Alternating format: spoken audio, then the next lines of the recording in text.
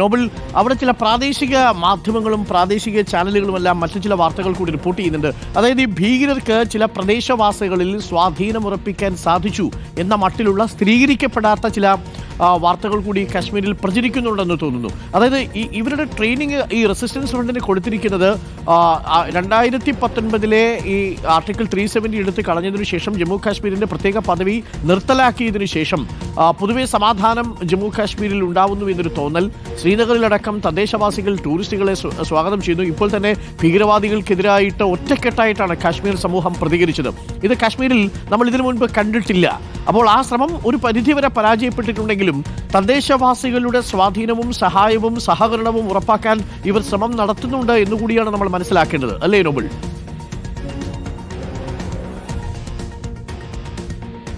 അരുൺ, തീർച്ചയായും ഈ ഭീകരവാദികൾക്ക് പ്രദേശവാസികളുടെ സഹായം ലഭിക്കുന്നുണ്ട് എന്നത് സുരക്ഷാ സേന അടക്കം സ്ഥിരീകരിക്കുന്ന കാര്യമാണ്. അതിന്റെ അടിസ്ഥാനത്തിലാണ് പലരെയും ചോദ്യം ചെയ്യുകയും അവർക്ക് ഇതുമായി ബന്ധപ്പെട്ട തെളിവുകൾ ശേഖരിക്കുകയും ചെയ്തത്. ഇപ്പോൾ ഈ ഭീകരരിലേക്ക് പോലും എത്തിയത് പ്രദേശവാസികളായ പലരുമായി ബന്ധപ്പെട്ട് നടത്തിയ ചോദ്യം ചെയ്യൽ കൂടിയാണ് എന്ന് വേണം നമുക്ക് മനസ്സിലാക്കാൻ. പ്രധാനമായും ഇത്തരത്തിൽ പ്രത്യേകിച്ച് ഈ ഇന്നലെ പുറത്തു വന്ന ആ സിപ്പ് റൈഡറുടെ ഒരു വീഡിയോ ഉണ്ടായിരുന്നു. ആ വീഡിയോയിൽ ഉണ്ടായിരുന്ന ആ റൈഡർ, അതായത് അയാളെ കയറ്റിവിടുന്ന ഇൻസ്ട്രക്ടർ അടക്കം NIA വീണ്ടും ചോദ്യം ചെയ്യും എന്നാണ് വിവരം ഉള്ളത്. പ്രദേശവാസികൾക്കടക്കം ഇതിൽ കൃത്യമായ രീതിയിൽ ചില ഇടപെടലുകൾ ഉണ്ട് എന്ന സംശയം കേന്ദ്ര ഏജൻസികൾക്ക് നേരത്തെ തന്നെ ഉണ്ടായിരുന്നു. അതിൻ്റെ അടിസ്ഥാനത്തിലുള്ള ചോദ്യം ചെയ്യൽ ഉണ്ടാകുന്നുണ്ട്. പക്ഷേ ഈ പ്രദേശവാസികൾ നേരത്തെ അത് സൂചിപ്പിച്ചതുപോലെ തന്നെ ഭീകരവാദികൾക്ക് ഇത്തരത്തിൽ നുഴഞ്ഞു കയറി ഇവിടുത്തെ ആളുകളിൽ സ്വാധീനം ഉണ്ടാക്കാനുള്ള ട്രെയിനിങ് അടക്കം നൽകുന്നുണ്ട് എന്ന യാഥാർത്ഥ്യമാണ്. അതിൻ്റെ അടിസ്ഥാനത്തിൽ തന്നെയാണ് ഇവർ പല ഗ്രാമങ്ങളിലും എത്തി താമസിക്കുകയും അവിടെ മറ്റ് ആളുകളുമായി പരിചയത്തിലേക്കാവുകയും അത്തരത്തിൽ അവരിൽ നിന്ന് മറ്റ് വിവരങ്ങൾ ശേഖരിക്കുകയൊക്കെ ചെയ്യുന്നത്. ഇതാണെങ്കിലും നിലവിലത്തെ സാഹചര്യത്തിൽ ഇതൊക്കെ മുന്നിൽ കണ്ടുകൊണ്ടുള്ള അന്വേഷണം തന്നെയാണ് NIAയുടെയും ഒപ്പം മറ്റ് രഹസ്യ അന്വേഷണ വിഭാഗങ്ങളുടെയും ഭാഗത്ത് ഉണ്ടാകുന്നത് എന്ന കാര്യത്തിൽ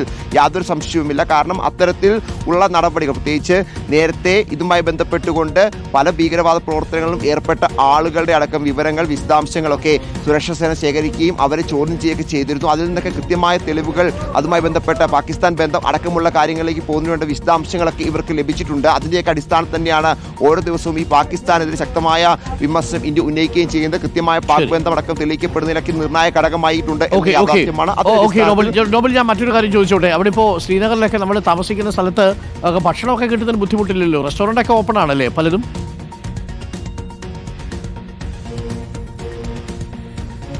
തീർച്ചയായും അരുൺ, സാധാരണ നിലയിൽ തന്നെയാണ് ശ്രീനഗറിലെ ജീവിതം മുന്നോട്ട് പോകുന്നത്. ടൂറിസ്റ്റുകൾക്ക് വരണമെങ്കിൽ വരാനുള്ള എല്ലാ സാഹചര്യവും ഇവിടെയുണ്ട്. മറ്റു പ്രശ്നങ്ങളൊന്നുമില്ല. പക്ഷേ ആരും വരുന്നില്ല. ഈ ആശങ്കകൾ മൂലം ആരും വരുന്നില്ല എന്നാണ് പ്രശ്നം. നമുക്ക് ദൃശ്യങ്ങളിലേക്ക് വന്നു കഴിഞ്ഞാൽ സുരക്ഷാ സേനയുടെ ഒരു നിരീക്ഷണം ഇപ്പോൾ കാണാൻ കഴിയും. ദാൽ തടാകത്തിന് ചുറ്റും സുരക്ഷാ സേന ഇത്തരത്തിൽ നിരീക്ഷണം നടത്തുന്നുണ്ട്. ഇപ്പോൾ ദൃശ്യങ്ങളിലേക്ക് വന്നു കഴിഞ്ഞാൽ അവർ ഇവിടെ പരിശോധനയും ഒക്കെയുള്ള കാര്യങ്ങളൊക്കെ നടത്തുന്നുണ്ട്. കാരണം അത്ര സുരക്ഷയാണ് യഥാർത്ഥത്തിൽ ശ്രീനഗർ അടക്കമുള്ള ഇടങ്ങളിൽ, ഈ വിനോദസഞ്ചാരികൾ വരുന്ന ഇടങ്ങളിൽ ഇപ്പോൾ ഒരുക്കിയിരിക്കുന്നത്. നേരത്തെ തന്നെ ഒരു സെക്യൂരിറ്റി സ്ക്രൂട്ടിനി നടത്തുമെന്ന് നേരത്തെ വ്യക്തമാക്കിയിരുന്നു. അത് പൂർത്തിയാക്കിയതിനു ശേഷം വീണ്ടും ഇപ്പോൾ ഇത്തരത്തിൽ പരിശോധനകൾ കൃത്യമായി തന്നെ നടക്കുന്നുണ്ട്. ഉദ്യോഗസ്ഥർ എത്തിക്കൊണ്ട് എല്ലാ മേഖലയും പരിശോധിച്ചുകൊണ്ട് പോകുന്നുണ്ട്. രാവിലെ തന്നെ ഇത്തരത്തിൽ നടന്നുകൊണ്ട് മറ്റ് ഈ ഡിറ്റക്ടർ അടക്കമുള്ള കാര്യങ്ങൾ ഉപയോഗിച്ചുകൊണ്ടുള്ള നിരീക്ഷണമൊക്കെയാണ് എല്ലായിടത്തും നടന്നുകൊണ്ടിരിക്കുന്നത്. അത് നമുക്ക് ദൃശ്യങ്ങളിൽ കാണാനും കഴിയും. എന്താണെങ്കിലും അത്തരത്തിലുള്ള നടപടികളൊക്കെ ഉണ്ട്. അതുകൊണ്ട് ഈ ശ്രീനഗറിലേക്ക് അടക്കം വരുന്നതിൽ നിലവിൽ ഒരു ആശങ്കയുടെ ആവശ്യമില്ല. കാരണം വലിയ സുരക്ഷ ഒരുക്കൊണ്ടുള്ള നടപടികൾ തന്നെയാണ് ഇവിടെ ഉള്ളത്. മറ്റ് ഹോട്ടലുകൾ, അതോടൊപ്പം തന്നെ മറ്റ് റെസ്റ്റോറൻറ്റുകൾ, കടകളൊക്കെ എല്ലാം തുറക്കുന്നു. എല്ലാം ജനജീവിതം സാധാരണ നിലയിൽ തന്നെ. പക്ഷേ ഇവരെ സംബന്ധിച്ച് ഇവരുടെ ഏറ്റവും പ്രധാനപ്പെട്ട വരുമാനം ടൂറിസ്റ്റുകളായിരുന്നു. ആ ടൂറിസ്റ്റുകൾ വരുന്നില്ല എന്നതാണ്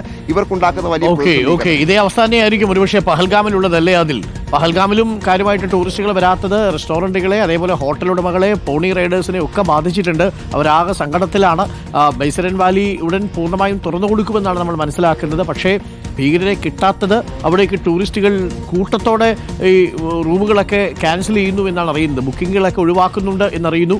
അതല്പം ആശങ്കയുണ്ടാക്കുകയും ചെയ്യുന്നുണ്ട്. പഹൽഗാമിലെ മനുഷ്യരും കുറച്ച് സങ്കടത്തിലാണ്, അല്ലേ അതിൽ? സങ്കടത്തിലാണ് എന്നുള്ളതാണ്. ഇവിടുത്തെ ആളുകളുടെ ഉപജീവനം ശരിക്കും ബൈസരൻ വാലി കേന്ദ്രീകരിച്ചായിരുന്നു എന്നുള്ളതാണ്. പഹൽഗാമിലെ ഇവിടുത്തെ പ്രദേശവാസികൾ തന്നെയാണ് പോണികൾ നടത്തുന്നത്. ഇവിടുത്തെ പ്രദേശവാസികൾ തന്നെയാണ് ഈ ഹോട്ടലുകൾ നടത്തുന്നത്. അങ്ങനെ ഈ ഒരു ഗ്രാമത്തിൻ്റെ, ഒരു കശ്മീരി ഗ്രാമമാണ്, പിന്നീട് അതൊരു ചെറിയ പട്ടണമായി മാറിയതാണ്. അതിൻ്റെ ജീവനാഡി എന്നൊക്കെ പറയാൻ പറ്റുന്നതാണ് ബൈസരൻ വാലി. ആ ബൈസരൻ വാലിയിൽ ഈ ഭീകരാക്രമണം ഉണ്ടായപ്പോൾ ശരിക്കും കഴിഞ്ഞ ദിവസം, നമ്മൾ വരുന്നതിൻ്റെ തൊട്ട് മുൻപത്തെ ദിവസം, ഇവിടെ ഈ പ്രദേശവാസികൾ എല്ലാവരും കൂടിച്ചേർന്ന് ഭീകരർക്കെതിരെ ഒരു പ്രതിഷേധ റാലി നടത്തിയിരുന്നു. അവരുടെ ജീവിതം അങ്ങനെയാണ്.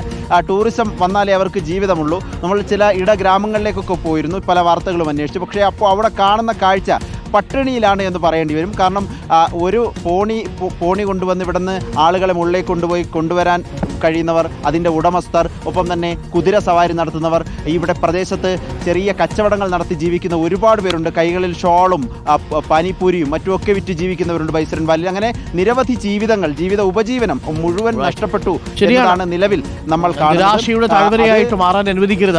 അതിലത് പറയുമ്പോഴാണത് മനസ്സിലാവുന്നത്. നമ്മളൊക്കെ ഈ സ്ഥലങ്ങളിൽ യാത്ര ചെയ്യുമ്പോൾ സാധാരണക്കാരായ മനുഷ്യരുണ്ട്. ആദ്യമൊക്കെ വിലപേശുമ്പോൾ 4000 രൂപ എന്നൊക്കെ പറയും പോണി വാലക്കാർ വന്നിട്ട്. പക്ഷേ പിന്നീട് നമ്മൾ വിലപേശി കുറച്ച് ദൂരമൊക്കെ മുന്നോട്ട് നടന്നു കഴിഞ്ഞാൽ അവർ അത് 2000 ആക്കും, പിന്നീട് 1500 ആക്കും, 1000 ആക്കും, ചിലപ്പോൾ 700 രൂപയ്ക്ക് നമ്മളെ മുകളിൽ അവർ കൊണ്ടുവിട്ടിട്ട് വരും. നോക്കണം, 5 കിലോമീറ്റർ മുകളിലോട്ട് അവർ നടന്നു വരും നമ്മോടൊപ്പം.